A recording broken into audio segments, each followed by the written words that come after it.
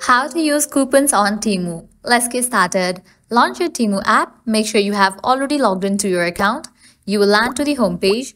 Now, at the bottom, you're going to find different options. Navigate to the option of View. Head over to the option of Coupons and Offers. Now, at the top, you're going to see this box. Over here, you can type in the coupon code and click on Apply. This way, you can easily use your coupon code on Temu. Likewise, other way to use your coupon code is head back. First, you have to select the item that you want to purchase. Add the items to the cart and then head over to the carts page. Once you're in the cart, now select the items that you want to purchase and then check out. Now provide your shipping address, likewise select the shipping method. And when you scroll down, you'll find this section of payment method. You can select your payment method. Then scrolling down, you'll find this option of apply coupon code. Click on this option. Now type in your code over here, then click on apply. The code will be applied to your purchase.